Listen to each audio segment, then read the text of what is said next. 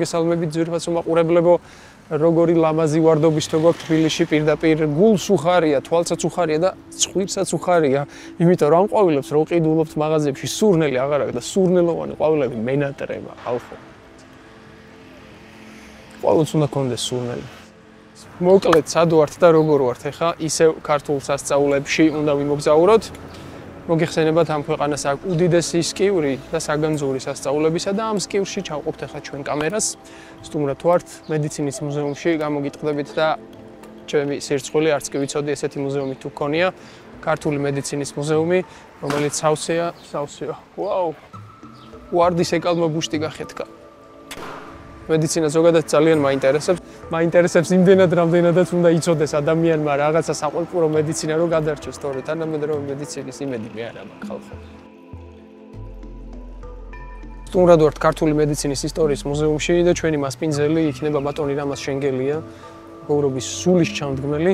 მედიცინის ისტორიაში უნდა მოგზაუროთ მოკლედ. კი ბატონო. ეს ყველაფერი არაფერი არ იყო 2018 წლამდე. 2000 მუზეუმი ახალი გაკეთებული. მუზეუმი 14-ში დავიწყეთ რეაბილიტაცია და 18-ში გავხსენით უკვე.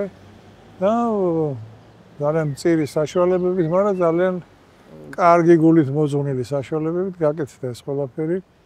აი ეს სამსართულიანი შენობის რემონტი, ამ ეზოს მოწყობა, აი ღობის გაკეთება, ერთი, მეორე, მეოთხე მასარდული სართულის დადგმა, ეს ყველაფერი მოვახერხეთ, მაგრამ კიდევ ბევრია გასაკეთებელი ძალიან, მაგრამ აი ბაღის შექმნა მართლა ჩვენზე იყო დამოკიდებული. თან მედიცინასთან ბაღი ძალიან ახლოს არის. იცით რა, აი სწორედ აი არის პატარა შემოსაზღვრული ბაღი, რომელსაც ჩვენ მედეას ბაღს უწოდეთ, იმიტომ რომ სამკურნალო ბაღი.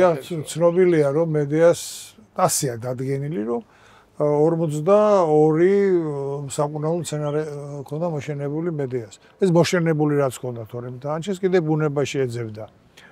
აი 42-ს თავმოყრას ვაპირებთ და ეხლა უკვე რაღაც 25-მდე მივედით და აი სხვადასხვა აქ სურნელოვანი ვარდი ბევრია, აი ვარდმა დაკარგაო სურნელიო ხშირად იძახიან და სურნელსაც ალბათ აქვს სამკურნალო საშუალებები, ხო? ასაკურელი არომათერაპია არსებობს ესეთი პირდაპირ არომათერაპია ქვია, სადაც ეთილსურნელება არის ერთ-ერთი სალუტოგენეზური თვისების მატარებელი, ანუ გამაჯამრთელებელი. კარგი მუსიკის მოსმენა, კარგი სურნელი ეს ყველაფერი. ადრე ამაზე ეცინებოდა ხალხს და ეხლა უკვე ამის სპეციალური კლინიკები არსებობს, სადაც ამით კურნალობენ, ასე რომ ძველ მედიცინაში ყველაფერი სწორად იყო დანახული და იმას ჩვენი მხრიდან სწორად დანახვა ჭირდება ახლა. ხო, მე ჩვენ ძალიან სამეცნიეროდ მოვაწყეთ ჩვენი ტვინი და ცოტა ირონითაც კი უყურებთ ხოლმე ძველ მედიცინას. ხო, და ამ დროს ეს გონებით გაკეთებული ხშირად, გონება ჭირდება ყველაფერს. გონებას და გზნობა ჭირდება, მაგრამ ხშირად აი გავერთობით ხოლმე ამ ტექნოლოგიურ სრულყოფებში არა და ვცილდებით ბუნებას, ხო? ეს უკვე ხშირად ამაზიანებელი ხდება ხო. ეს არის ჩვენი სამკურნალო ბაღი. ეხა ეს არის ჩვენი მედეას ბაღი, აქ ლავანდა, რა ვიცი რა არის ძალიან ბევრი რამ არის. ხო და აი ქრისტესის ხლა ქვია კიდე, აი სყვითელი რო გახლავთ ეგ. ღმერთო. აი იქ ამ მედიას ბაღებში ზოგი მანდრაგორა, ზოგი რა რომელიც მანდრაგორა ახლობდათ ესოს და ამიანია ჰალუცინოგენია და ასე რომ ეგეთ რაღაცას მოვერიდებით ფაქტია. თქვენი პროფესია რა არის, ასე ვთქვათ? მე ქიმიკ ახლა ვარ, განათლებით ჰუმანიტარული განათლებაც მაქვს და დღეს ქირურგი ვარ, ასე ვთქვათ, წარმოშობით. წარმოშობით. და გვიდი ხანია ეს მუშაობ ისტორიაში, პოპულაციურ გენეტიკაში, არქეოგენეტიკაში, ბიოარქეოლოგია, ასე სამედიცინო ჰუმანიტარული, ბიოსამედიცინო ჰუმანიტარული მიმართულებით. პატარა აუზივით არის. ნახეთ, ის მე-12 საუკუნის მილია რო გადმოშერილი რო არის და მაგრამ ესე რა გამოდის, იცით რომ აქ არის 4 ძირითადი სტიქია, ხო? ხაერი, მიწა, წყალი და ეგეთ ცეცხლიც გვაქვს. აჰა. ასე რომ 4 სტიქიაც მაქვს. სულ პატარა კოსმიური მოდელი გვაქვს გაკეთებული. ღმერთო ჩემო, ძალიან სწორად გილოსმენსულა. ინდოეთიდან დაუბრუნდი ხა და იქაურ მედიცინასაც ცოტათი ვეცნობოდი და იქ ძირითადად დგას სტიქიების ბალანსზე ზუსტად, რომ ადამიანის ორგანიზმში ყველა მედიცინა მაგაზე დგას. ყველა მედიცინა. თანამედროვე მედიცინის გარდა. თანამედროვე მედიცინას მაგაზე დგას. ჩვენ თუ არა, თუ მაშინ უძახდნენ ამ სტიქიას წყალი, ეხლა ჩვენ უძახით აიროვანი, ხო, პლაზმა, მყარი და აიროვანი და წყალი თხევადი. იგივეს არ ვაბობთ. მაგრამ ადამიანის ცოტა უცხო სიტყვებია. ცოტა უფრო გავართულებთ დამოკიდებულება ამ საქმით, რომ იგივეს ვამბობთ. ზურაბ შევარდაძე მოვიყვანე ხა და რაღაც მეთი ხო არ გააკეთე რა. ახლა ერთ რამესო გირჩევო რა. ახლა ზურაბის დათქვამი რომ როზარიუმი გააკეთე. ბევრი ვარდიკდა და ხო და აი ეს ისე მომეწონა, ისე ავიტაცე ეს ამბავი რომ აი ნახეთ რომ ამ როზარიუმმა როგორ რა კარგ დროს მოვედი ვარდობისთვის. აბა. მოგზავნით.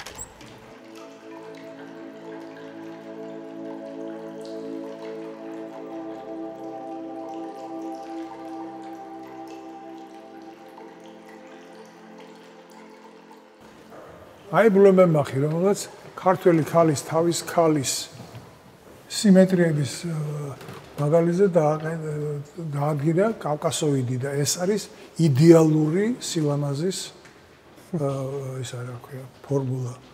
მე ეს ვიყავი გოდინგენში ვნახე და დაპირდნენ რომ ამის 3D ასხს გამიკეთებენ. ეს არის ქართველი თავადის ქალი 25 წლის გარდაცვლილი პეტერბურგში. შეიძინა ბლომენბახმა წაიღო გერმანიაში და პიგმალიონივით შეუყვარდა თავის ქალს. საოცრებაა. ვარჯიშ საოცარი ისტორია არის. აი, ჰეგელი წერს რომ ეს არის სოფლიოს განვითარების ამძრავი კავკასიური. კავკასიელ ხალხში აღწევს სული თავის აბსოლუტურ მთლიანობას, ერთიანობას, საკუთარ თავთან აბსოლუტურ დამოუკიდებლობას, აღწევს თვითგამორკვევას, თვითგანვითარებას და ამათ წინ მიხავს სოფლიო ისტორია. სოფლიო ისტორიაში პროგრესი მხოლოდ კავკასიური რასის წყალობით ხდება. ღმერთო ჩემო. ეხლა ნახე გერმანელი ექიმი ბოტანიკოსი კურტ იოახიმ შპრენგელი ამის წიგნს გაჩვენებს, სადაც ეს წერია. მედიადა და კოლხური მედიცინა იწყებს სოფლიო მედიცინის ისტორიას. და მედიცინას ქვია კურა მედიანა, ანუ კურნება მედიას ემურად. ასეთი წვრილი კერამიკა მიღებულია რომ შეიძლება იყოს სამედიცინო დანიშნულების მქონე, იმიტომ რომ ასეთ პატარა სხვაში აი ნახეთ აგერ ავადმყოფისთვის დასალევი ხო პატარა დასალევი გიგვა.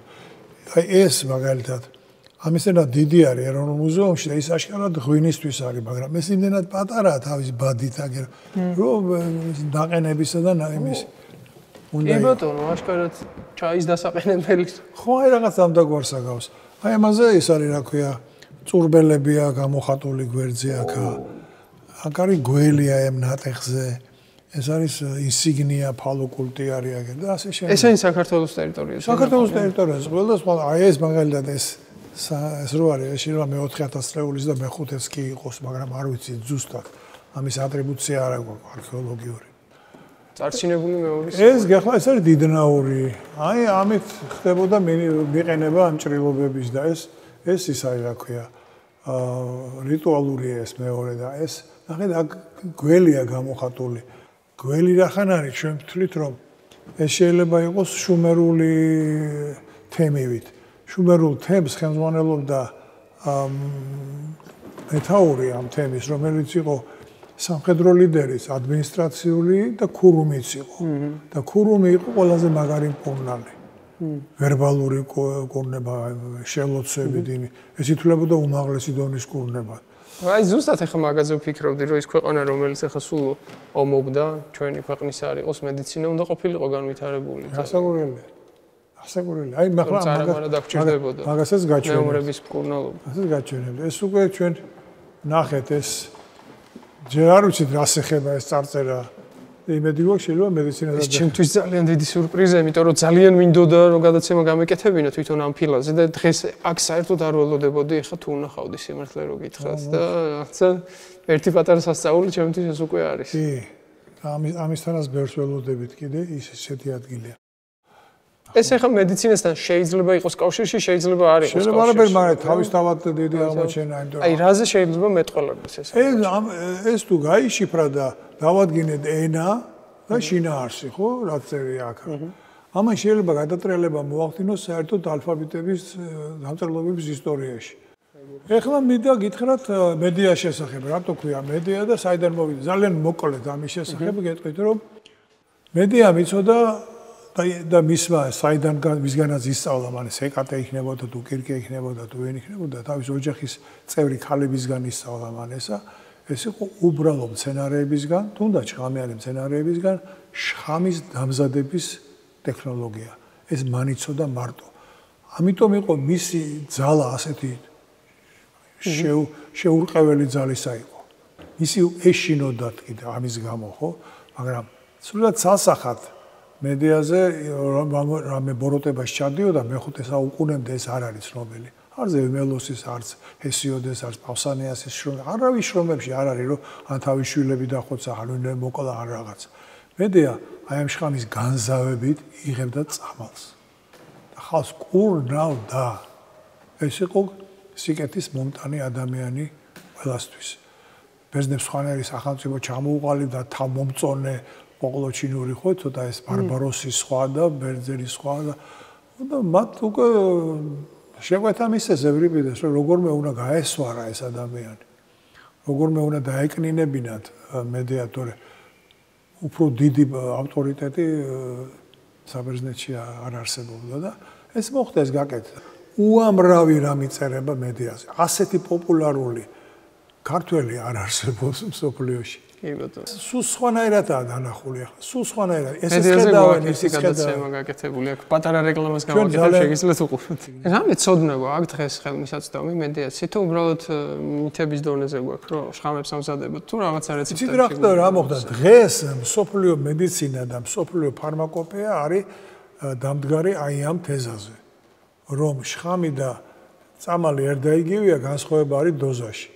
ეს არის მედიას პერიოდის ეპოქის სამედიცინო ნივთები. აი ეს ორი პატარა ნივთი ნახეთ. ეს რა შეიძლება იყოს თუ არა და შხამის საწყაული, ხო? ასეთი მცირე რა უნდა იყოს. არაფერი სხვა. მერტოჩი. ეს არის ეს არის ეპოქის არის. დიახ.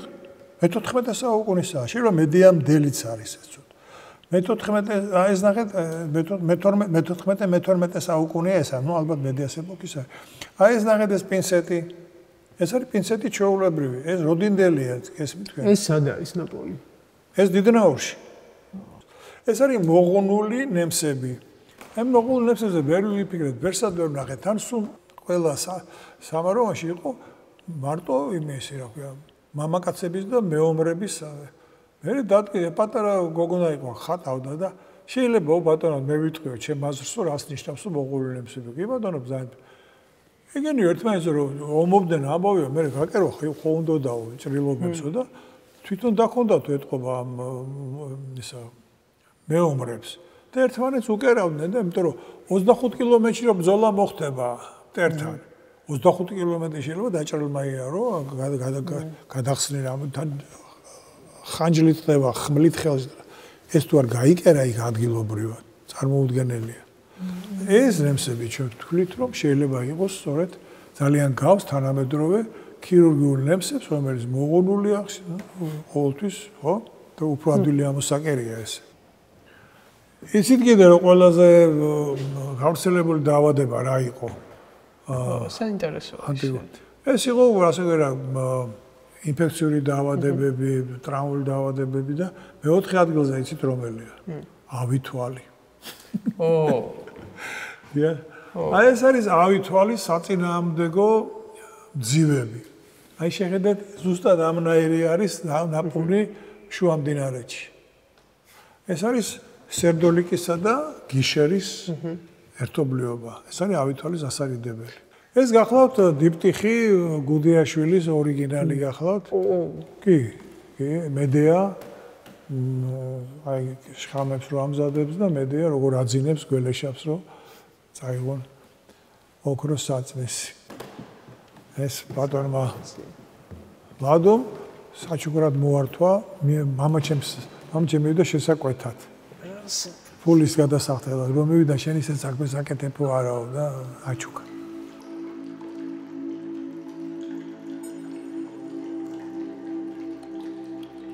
მიტრიდატე იყო ის რომელიც მას გაიტანა ეს ევროპაში და ევროპა აფეთქდა ამ ცოდნით რა. რაც ცოდნას გულისხმობთ ეს მედიას შხამების და ანტიშხამების ცოდნა. ეს მიტრიდატემ გაიტანა. მიტრიდატემ დაამარცხა პომპეუსმა. წაიღეს უამრავი წიგნი. პომპეუსმა წაიღო რომში. ურმებით გაზიდეს. ეს იყო თვითონ მიტრიდატეს დაწერილი წიგნი. ეს წიგნები სად არის ახლა არავინ არის, მაგრამ ამაზე დავყარებული გაკეთდა უკვე შხამები უამრავი დამზადება დაიწყეს, მერე ანტიშხამების დამზადება. თვითონ მიტრიდატე ისე ფლობდა ამას, რომ როდესაც თავის მოკლა უნდოდა, როცა ორივე შვილ მოუღალა და რაღაცა როგორც არის ისტორიაში, ვერ მოიკლა თავის შხამით, იმიტომ რომ შხამი აღარ იღებდა მის ორგანიზმს და თავის მესაჭურულეს უთხრა, რომ ხმლით მოაკლეინა თავი. აი ესეთი ისტორია რომ ესე მიტრიდატუმი ერქვა ყველაზე დიდ ანტიშხამს, ასე ყველაზე დიდ პანაცეას, რომელიც მე-19 საუკუნის ბოლომდე ევროპის ყველა აფთიაქში იყიდებოდა. ილარიონ ქართველი ყველაზე დიდი ქართველი კურნალი მე-19 საუკუნის და ეს ჩვენ მოხდა ისე რომ გაგვიღიმა ბედმა რომ ის საფლავს სავარაუდოდ საფლავს მივაგენით. სტამბულთან ახლოს. ილარიონ ქართველი იყო უპირველეს ყოვლისა იყო მკურნალი. დადიოდა მთელ სოფლიოში და კურნავდა ხალხს. და რა ისინი ქონდა ასე ვთქვათ, მეთოდები მკურნალობის. ნუ მეთოდები ხა არავინ იცის, ეს იყო მისი მეთოდი იყო იმის სიმაღლე და ის სიწმინდე რომელიც მასში იყო. ილარიონ ქართველი იმდენად დიდი პიროვნება იყო, გააგრძავნეს კონსტანტინოპოლიდან რომში რომ სქიზმა იყო გამზადებული, უნდა განხეთქილება მოხდარიყო კათოლიკებს და მე-19 საუკუნეში. ამის ჩასვლის მერე 2 საუკუნით გადაიდო ეს. და რომ დაასაფლავეს ორ წმინდა მოციქულთან ერთად დაასაფლავეს არკოსოლებში 3-ია და შუაში იმდენად სწორებაშივე მოციქულთა სწორ წმინდანად აღიარეს. აი ეხა ერთი ესეთი შეკითხვა დავიმბადა რა მანამდეც ახსენეთ რომ ქურუმები იყვნენ ყველაზე დიდი მკურნალები ასე ვთქვათ. აი აქაც სასულიერო პირებთან გვაქვს საქმე რა. ფაქტია რომ აი რაღაცნაირად სულიერება და მედიცინა ახლოს უნდა ყოფილიყვნენ ერთმანეთთან. ხო, კი არის ერთიანი. სულს თუ არ უნკურნალე, ხორცს ვერ უნკურნალე. ხორცს თუ არ უნკურნალე, სულს ვერ უნკურნალე. ერთად უნდა უნკურნალო სულსა და ხორცს. ამის შესახებ ცოდნა უნდა კონდეს. ამის ცოდნა უნდა კონდეს, შენ სულიერი ცოდნაც უნდა კონდეს და ხორციელი. მარტვილი საბაწმინდელის ნაშრომია. მან დაწერა ეს სინანულისადმი სიმდაბლის და გრძელი სახელია ძალიან, არის მიზღვნილი თანამოძმე აი ამ ბერმონაზონთათვის სადმი, რომ როგორ უნდა მოიქცენ ხოლმე. არის ძალიან დიდი ნაწილი მედიცინისა, სადმი მიზღვნილი, იმიტომ რომ ვიცით რა, ვერ წარმოედგინათ მაშინ რომ შეიძლება საყრდენლო პირი იყო და არ იცოდე როგორ უნდა მოარჩინა ავადმყოფი, როგორ უნდა დაუწიო დახმარება. მონასტერი, სამონასტრო მედიცინა იყო პირველი ეტაპი სამედიცინო მომსახურების. იქ უწევდნენ დახმარებას. ამამდენი ექიმი სად იყო? ყველა სოფელში, ყველა მონასტერში ყოფილიყო. მე მქონდა ეს გეგმა, რომ მე მაშინ რა სასულიერო სემინარიაში მედიცინა დიდი დოზით ესწავლა, ექთნის დოზე მაინც. აი რა სიტყვით უკვე ექიმებში სულიერი ცოდნის შესახებ.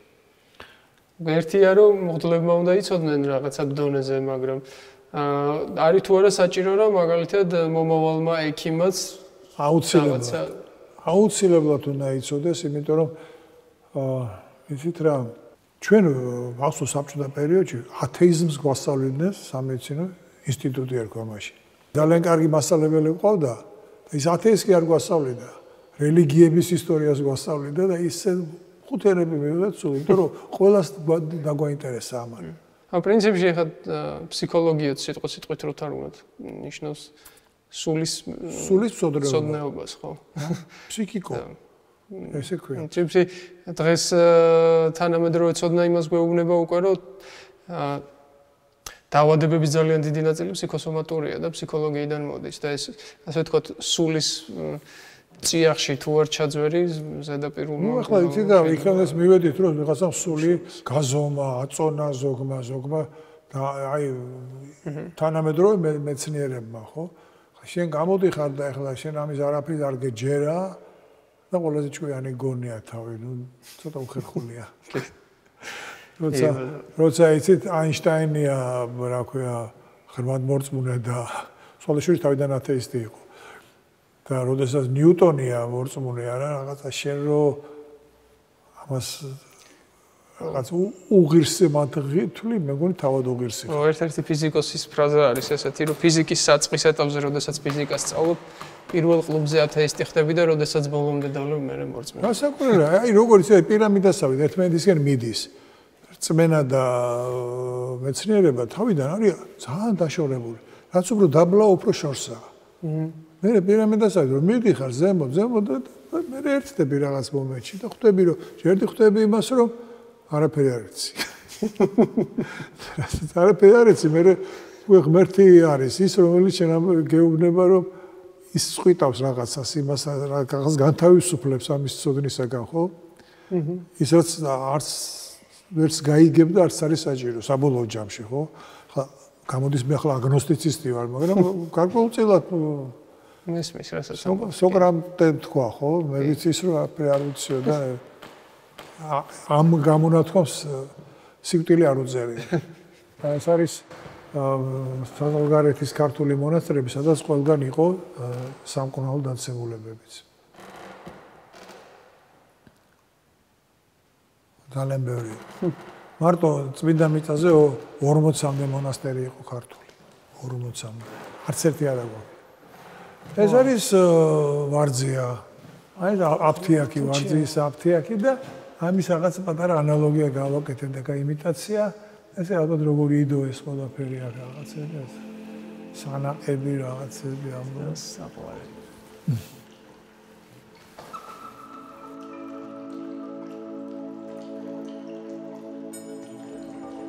ჭურჭელი, რომლის მსგავსი სომხეთშიც არის ნაპოვნი და მათ გააკეთეს იქ ანალიზი და აღმოჩნდა რომ სინდიყი იყო ამის ძირზე.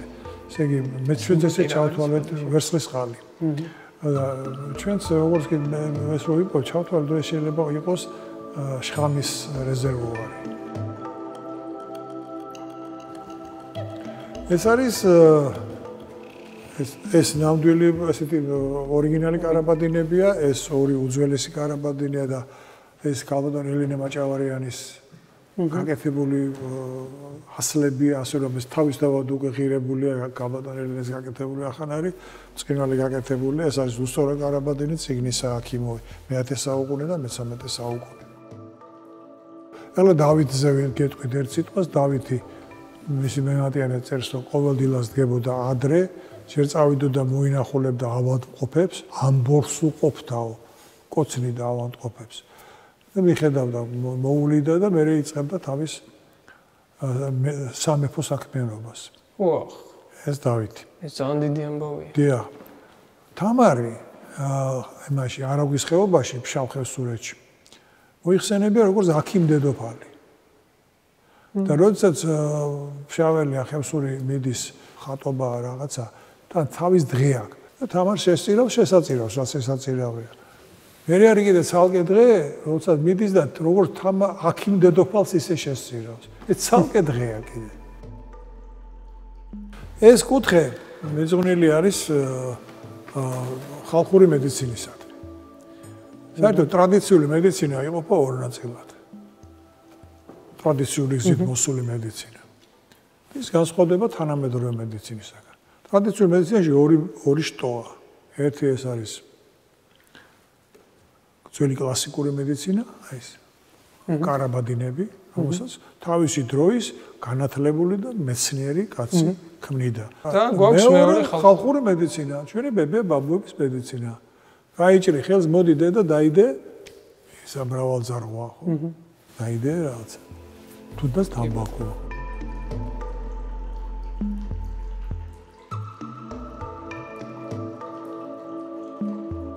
აი ახლა გმინდა გაჩვენოთ, ეს არის ის ხალხი, რომლებიც იყვნენ აი გამოჩენილი ქართველი მკურნალები, ბეწინა არაბული, გუგუა ჭინჭარაული, ალეკა ოჩიაური, ლიქოკელი ნახეთ, აი ღმერთ კაცივით რო იყურება აი 500-ზე მეტი ოპერაცია ქონდა თავის თვეზე გაკეთებული. 500-ზე მეტი.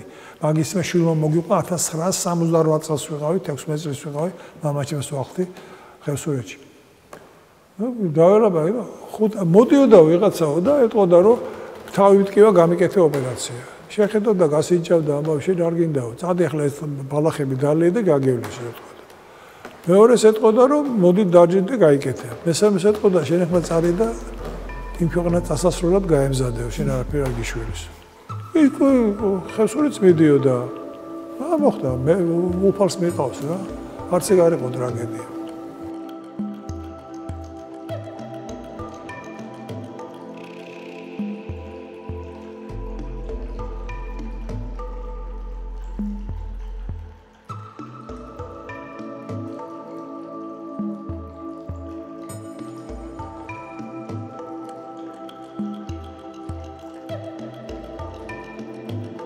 მედიცინის განვითარება შეიძლება სათავე თუდევს ეს ემპათია ერთმანეთის მიმართ, ხო? თქვენ ძალიან კარგ რამეს მეუბნებით ახლა. მე ესე ვიწყებ, მაგალითად არსებობს მედიცინის ისტორიის სახელმძღვანელოები, რომელიც იწყება პრიმიტიული მედიცინით. მე მაგალითად კატეგორიულად არ ვიღებ ამ სახელმძღვანელოებს ამ თავის გამო. მე ვთვლი, რომ პრიმიტიული მედიცინა არ არსებობს. მედიცინა არის ინტელექტუალური ადამიანის ინტელექტუალური პროდუქტი. ჩემთვის ინტელექტუალური ადამიანი უცბად ჩნდება ისტორიაში. უცბად ჩნდება, რასაც ინტელექტი ქვია. არსებობს გონიერი ცხოველი. ეს ერთია. მაგრამ ინტელექტუალური ადამიანი ჩემთვის მოულოდნელად ჩნდება.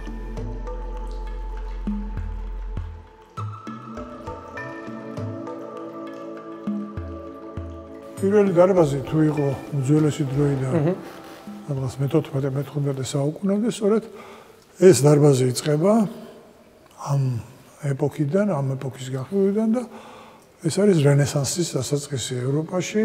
ეს რენესანსი ევროპაზე ადრე უფრო აღმოსავლეთში დაიწყო მისი ჩანასახები, ახლა ეს გრძელი. პრინციპში აფეთქება მთლიანად ყველაფერში, მათ შორის მედიცინაშიც. მედიცინაშიც და ამას ხელი შეუწყო ძალიან იმან, როდესაც კონსტანტინოპოლი დაიპყრო თურქეთმა.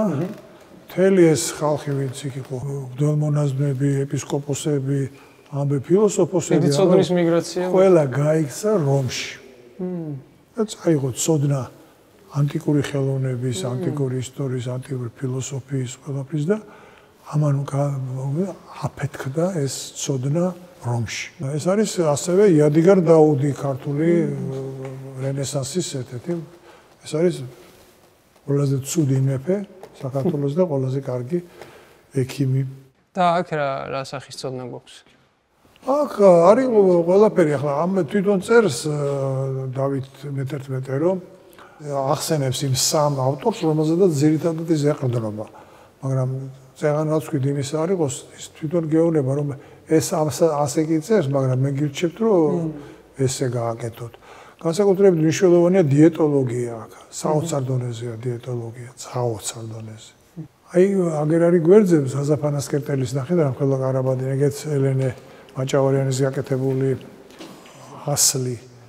ზაზაფანასკერტელი გახდათ ერთადერთი ვინც პირველი გამოჩნდა არა საეკლესიო პირი, რომელმაც სამედიცინო წიგნი დაწერა. იყო თვითონ მეომარი და ლიდერი რეგიონის და ციციშვილების საგვარეულოს დამფუძნებელი, ბოლო ფანასკერტელი და პირველი ციციშვილი. ამიტომ აქ არის ძალიან ფართოდ ქირურგია, რომელიც საერთოდ არ არის ადრეულ წიგნებში, პრაქტიკულად არ არის. ქირურგია. არ არის, იმიტომ რომ თვლიდა რომ ქირურგია საერთოდ ასე წიგნით დასწავლი ქირურგია ეთყობა საშიში იყო მისი ესე სწავლება უფრო დასტაკარი სხვა უნდა ყოფილიყო. მაგრამ ის საინტერესო არის კვებასთან დაკავშირებით. ძალიან. რა სჭამდით? ეხლა ძირითადად გეუბნება პირდაპირ აი ამ დაავადების დროს წყერი მოხარშევდა ანუ აი იცით ხანდახან კი შეიძლება გაღიმილიც მოგვაროს რო ესეთი რა მაგრამ ძირითადად ჭუასთან ახლო და ლოგიკური და აი დღეს თუ არის სამეცნიეროდ შემოწმებული ეს ცოდნა მაგალითად რაც აქ არის არა ესე იცით რა ხშირად ჰუმანიტარებს აქვთ ეს სიგნები შესწავლილი ან ექიმს თუ ეს სტატისტიკური კვლევა ძალიან რაოდენობრივ ძალიან საინტერესოა ო ძალიან საინტერესო იქნებოდა ძალიან და ვიხილავდი ამ ყველაფერს რა უკვე სამეცნიეროდ მეც სიამოვნებით ეგ არის სამეცნიერო ცხოვრება რა პრინციპში უნდა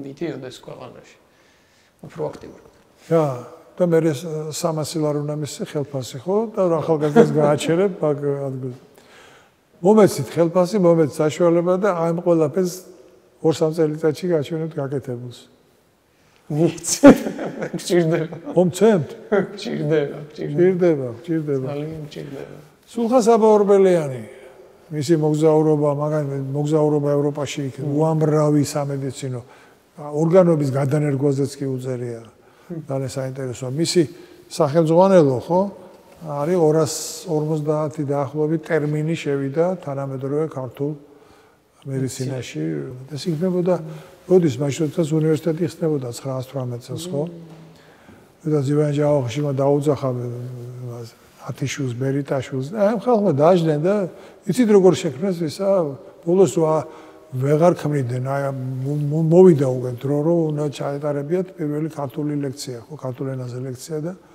წავიდნენ ხევსურეთში დააკვლევიდნენ ძროხა და კითხეს საკითხაო და აი მას რა ქვია ამას რა ქვია და ბევრი რამე რასაც დღეს ჩვენ სამეს ადამიანის ანატომია და ძროხის მიგდან არის ასესხები აი ესე მოგროვილი ტერმინოლოგია ეს გახლავთ ვახტანგ მექსის ხელნაწერები და ანუ საინტერესო ვახტანგ მექსი ძალიან დიდი მეცნიერი იყო და აი დაზაფანასკეტელის წინი სწორედ ამის გადარჩენილია მან დაუძახა საბჭო შექმნა და სულ ასე ფურცელ ეძებეს სოფლებში დაზაფანასკეტელის აღარ იყოს ივანე ბატონიშვილს ჰქონდა ეს გეგმა ესე იგი უნდა ყოფილიყო ყველა სოფელში ზარი მე რამდენ ზარსაც დარეკავდი იმით მიხვდებოდი ხანძარია ავათარი ვინმე თუ რა ის უკვე 112 იყო რა და კიდე ქონდა რა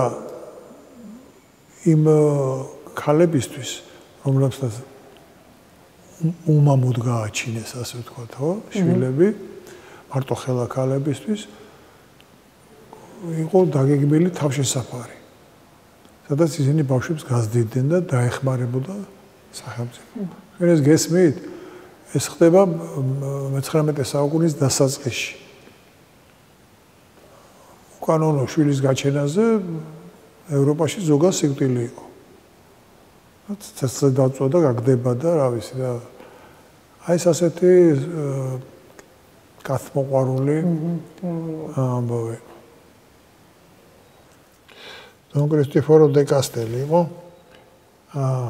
მისიონერი ჩამოვიდა და 500-ზე მეტი ის დაწერა რა ქვია ნახატა სურათი საქართველოზე და ესენი ძირითადად ექიმობდნენ და ხელოსნობდნენ თვითონ წერს რომ ძალიან მაღალ დონეზე აქვს ქართველებსო იქო და ლევან მეორე დადიანს ჰქონდა თურმე თავისი ჩანთა რომ შემოიდებდა ნაზო ცხენზეო და დადიოდა სოფელ და კურნავდა ხალხს ასე ვთქვათ კასტელის ნახატებიდან ვიგებთ იმ პერიოდის ქართულ მედიცინის შესახებ ყველაფერს ვიგებთ ყველაზე ობიექტური გამოდის მაინც კასტელი იცით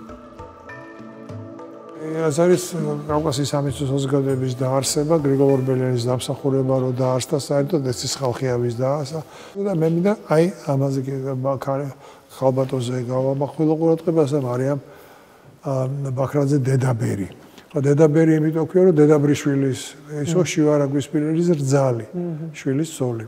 დედაბრიშვილი ახლა დედაბერი შეამოკლა, მით უმეტეს რომ ეს იყო საფრანგეთში განათლება მიღებული ექიმი ქალი და მე მინდა გაჩვენოთ მისი რაღაც არის ეს ამბავი 1898 წელს მარიამ ბაქრაძე ხდება სორბონის უნივერსიტეტის დოქტორი ფიზიოლოგიის დარგში. მერე თვითონ ეს ქალბატონი საბჭოთა პერიოდში აქ ცხოვრობდა საქართველოში და პოლიკლინიკის ექიმად მუშაობდა თუ რაღაც აი საერთოდ არ ამბობდა ხმას არ იღებდა იმაზე რომ პარიზში ნავყოფი იყო თქო რეპრესიების ეშინოდა და იყო სორბონის უნივერსიტეტის დოქტორი ფიზიოლოგიაში. ასასაული ამბავი. ძალიან მაგარი ამბავი. ან ფილმს ნახავდი მაგ ისტორიის შესახებ. აი ფილმი შექმნა შეიძლება ამ ხალხს. ეს არის კავკასიის სამეცნიერო საზოგადოება, რომელიც იყო სამი საზოგადოება იყო სულ.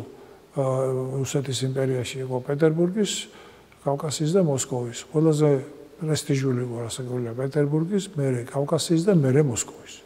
ეს იყო აღიარებული, რომ ეს კაცილებით სერიოზული უშვებდნენ. დღეს გვაქვს რამე ეგეთი? არა. მე ამის აღდგენა მინდოდა. თუ კავკასია ექიმებს შეუძლია კავკასია გააერთიანოს საერთოდ. თუ ეს არის არა პოლიტიზებული, არა ძალმომრე ექიმები არის სხვანაირი ხალხია, შეგვიძლია ეს. არც ესეთი მთავრობა არ აქვს. სიმონ ყიფშიძის მიერ შექმნილი მულაჟები, რომელიც მან ოდესაში მუშაობის დროს გააკეთა მის რეკონსტრუირება და მე რო ჩამოვიდა თბილისში, აქ გაიხსნა სახელოსნო.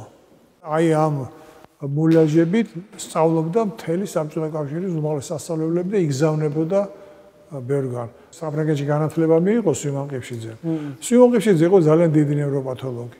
როდესაც ნევროპათოლოგიის ფუძემდებელი იყო შარკო. შარკოს 100 წლის იუბილე რო იყო, მოიჭრა 100 მედალი შარკოს სახელობისა. საქართველოში ჩამოვიდა 100-დან 2 მედალი. არ არის ეს პატარა ამბავი, ეს იყო სიმონ ყიფშიძე და მეორე იყო ბათუმელი ტრიანდაფილიდისი, ბერძენი კაცი, დიდი პატრიოტი საქართველოს და ძალიან კარგი ადამიანი. აი მე მინდა გაჩვენოთ, შემიძლია ეს გახლავთ აი ეს მედალი სიმონ ყიფშიძისა, რომელიც მან მიიღო. ღმერთო ჩემო, აი რამდენი რაღაცა არიან პატარა ქვეყანაში, რასაც არ მოგიარებს და რა დიდებული ადამიანები ყო. ძალიან დიდი რესურსი იყო. გონებრივი ეს კიდე საბჭოთა კავშირამდე ხდება. აბარა, საბჭოთა კავშირმა იმ რეპრესიებმა შეიწირა საქართველოს საუკეთესო ნაწილი. საუკეთესო ნაწილი განადგურდა 24 წლის აჯანყებაში, 21-ში, 22-ში, 23-ში, 24-ში. და მე რაც კი დარჩა, იქ კიდე 27-ში მოიხადა ბოლონაღები და მე ერთმანეთს დაერივნენ ჯალათები და იქ ჯალათის ბევრი დაიხვრიტა 27-ში და ასე შემდგომ.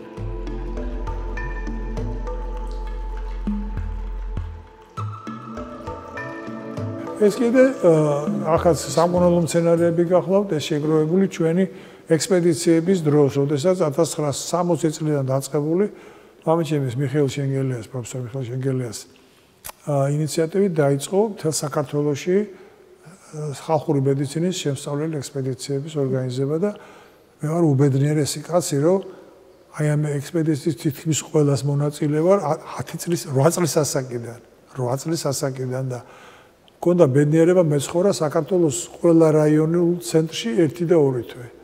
ესე იგი აი ჩემთვის აი რეალური სამშობლო ნახე რა, მთლიან თავიდან ბოლომდე. დიდებული საქმეა. ძალიან საშვილიშვილო როგორც ვიტყვით ქართველები, მშვენიერი სიტყვა. დღეს ცოტა გვაკლია. და ეგეთი საქმეები. შეკრები, აი გვაქვს ჩვენ არქივში, ხო?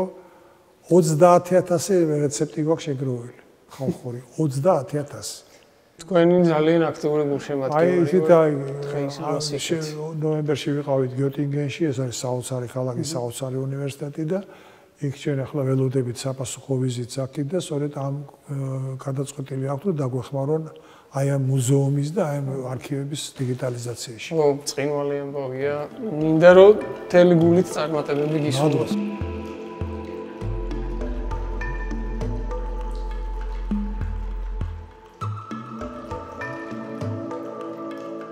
როდესაც გადავწყვიტეთ რომ გამოჩენილი ქართველი ექიმების უკდაყოფა გაგვეთებინა, მივხვდით რომ ცეცხლს ვეთამაშებოდით.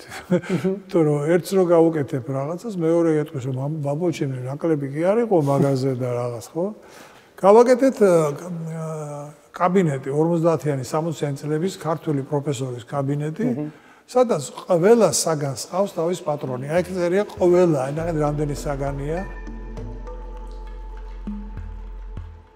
ყველაფერს რასაც უყურებ დაიაკა. ეს ყველაფერი უფასოდ ჩამოიტანეს ქართულმა, ჩამოვიდა წიგნები ჩამოიტანეს უნივერსიტეტის ბიბლიოთეკა როგორ შეიქმნა. ამან ჩამოიტანეს ზურგით ათრიეს ეს წიგნები და რაღაც თავის ფულით ნაყიდი და შესწირეს ქვეყანას. ეს ეკეთდება ქვეყნის საქმე. ეს ეკეთდება ქვეყნის საქმე.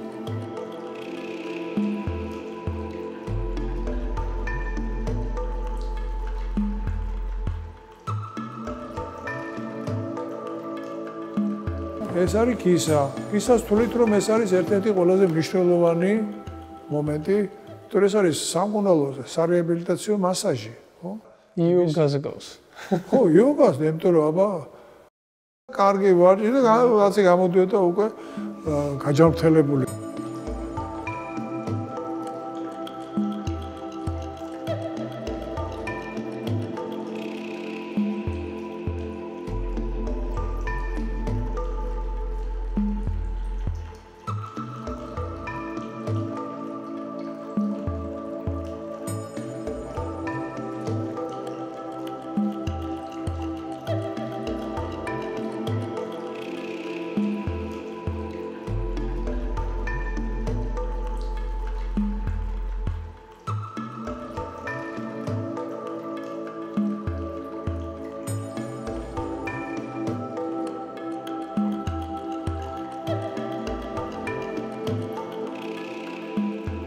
აი, უკვე ბოლოსკენ ვართ პრინციპში და მაინტერესებს თქვენი აზრი, როგორ ხედავთ თანამედროვე მედიცინას და როგორ ხედავთ თუნდაც აი ხალხური ან ტრადიციული მედიცინის როლს იმაში, რომ თანამედროვე ადამიანი უფრო ჯანმრთელი იყოს.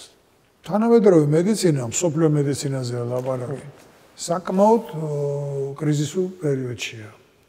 არ არსებობს ახალი კონცეფციები. გვაქვს ყოველ წელს ახალი დანადგარები, რომ დავსვით დიაგნოზი, მე აშობეთ. კურნავ რამეს? ინფექციური დაავადებების მეც რეალურად ვერ კურნავთ. ის რომ დღეს კონცეპტუალური შიმშილია მედიცინაში. იმდენად გადავყევით ტექნოლოგიების განვითარებას, ჩვენ ფსევდომეცნიერებას უძახით ინდურ მედიცინას, ჩინურ მედიცინას, რომელიც გელაპარაკება ენერგიების განაწილებაზე ორგანიზმში, ეს მთავარ კითხვებზე არ აქვს პასუხი. ბალანსი ხდება გარემოდან მოსულ ენერგიასა და ადამიანის მიერ მიღებულ საკვებით მიღებულ ენერგიას შორის რაღაც ურთიერთობა, რაღაც, რომელიც არ ვიცით ჯერ არაფერი. საქართველოში რა ვითარება? საქართველოში ის ვითარებაა, რომ მეცნიერება აღარ არის. აღარ არის ინსტიტუტები სამეცნიერო კვლევითი. არ არის არავითარი კვლევა, არ არის არავითარი სტატისტიკა, არ არის. ესეა მეცნიერების ყველა დარგში. მეცნიერება თუ არ გავითარდა ქვეყანაში, ის იმ ქვეყანას მომავალი არ აქვს. ყველაფრის კომერციალიზაციამ, ყველაფრის ბიზნესად ქცევამ ძალიან მძიმე შედეგი გამოიღო. ბიზნესი უნდა ეხმარებოდეს მეცნიერებას, ხელოვნებას და ის ბიზნესად არ უნდა იქცეოდეს, რასაც აკეთებს. კარგავს იმ დრიტას კარგავს იმ სულს კარგავს ის დარგი სადაც მისი კომერციალიზაცია ხდება ყველაფრის. კომერცია თუ არ იქნა, არაფერი არ იქნება. ბიზნესი თუ არ იქნა, მაგრამ არ უნდა შეჭამოს, ბალანსი უნდა გაკეთდეს. ისევ ბალანსზე ვლაპარაკობთ. აი ამ საქმეშიც ბალანსია საჭირო. უღრმესი მადლობა, ძალიან სასიამოვნო იყო თქვენთან საუბარი და უღრმესი მადლობა აი ამ ყველაფრისთვის, რაც წაკეთებთ რა, მართლა მთელი სულით და გულით მადლიერი ვარ და დიდი იმედი მაქვს, რომ ამას კიდე მომავალი თაობებიც აუცილებლად დააფასებენ და ეს გარჯა, რასაც თქვენ ახორციელებთ, უკვალოდ არ ჩაივლის და ეს პრობლემები დროდადრო მოგვარდება, რაზეც ახლა ალბათ იმედი უნდა გქონდეს, იმიტომ რომ ხალხი მივა ამ დასკვნელებს. სხვა გზა მე მგონია. უბრალოდ არ გვაქვს სხვა გზა. ძალიან.